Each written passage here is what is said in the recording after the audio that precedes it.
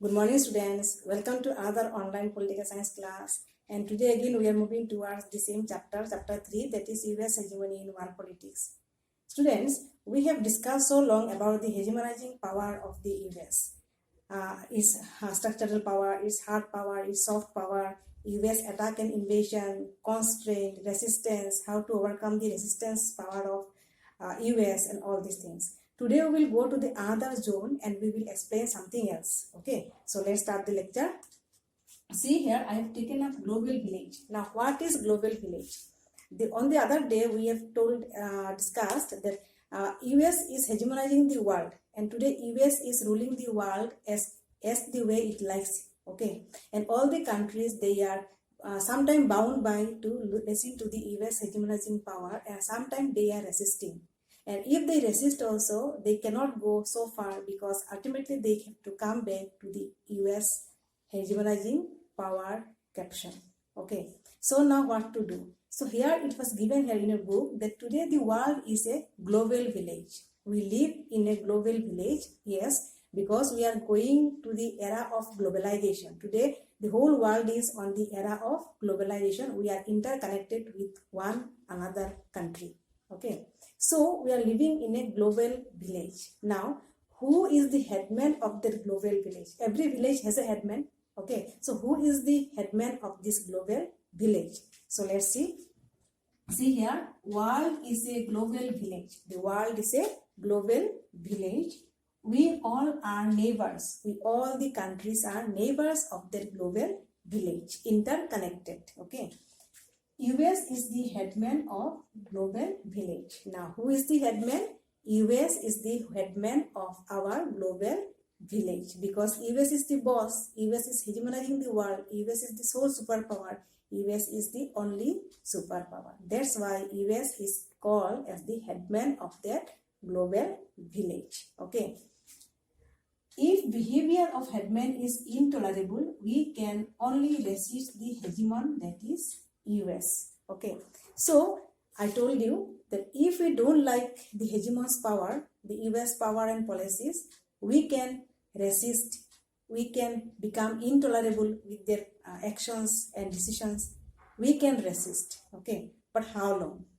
That is the thing, because in a global village, we all are neighbors and we are interconnected for something or the other. And for something or the other, we are dependent on one another. A country cannot go by itself alone today. Okay, that's why we need some other people in our help, other country in our help. So it is a fact that because US has a great power, and that's why it is called the headman of the whole world. Okay, the whole village. Now, there are two options left.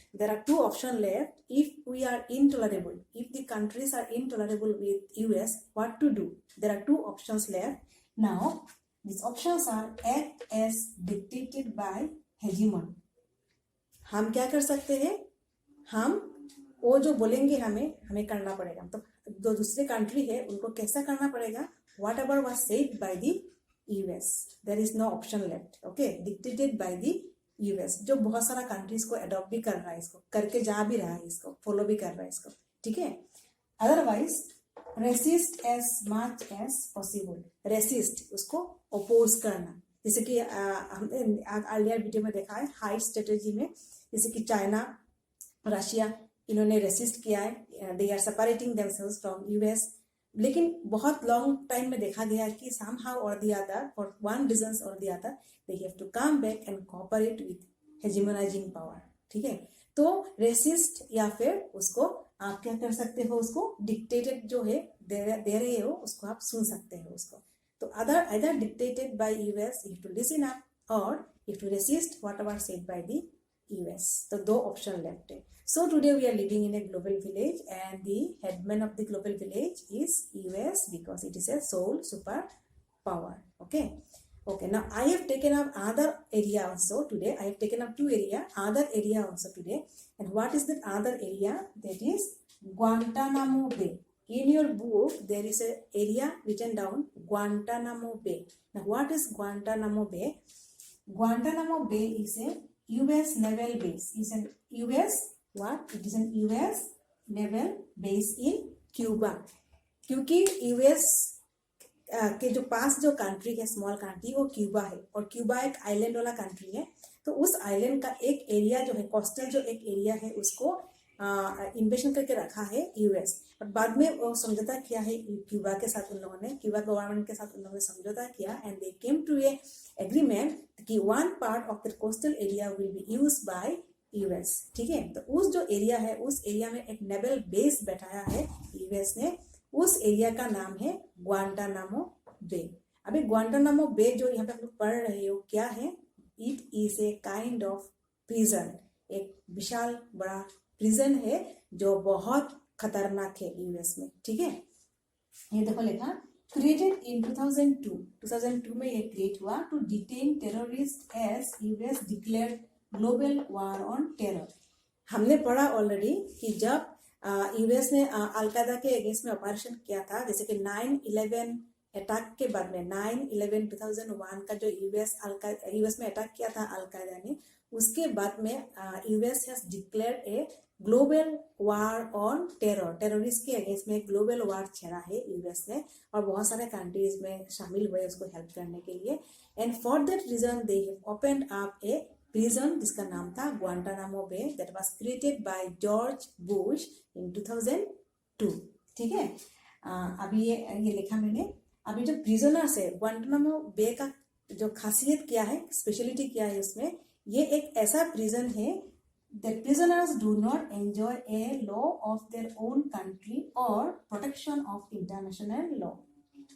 कोई भी एक जो इंसान जो guilty होता है ना, criminal होता है, मर्डरर भी हो सकता है, लेकिन उसका एक लॉ है उसको न्याय देने के लिए।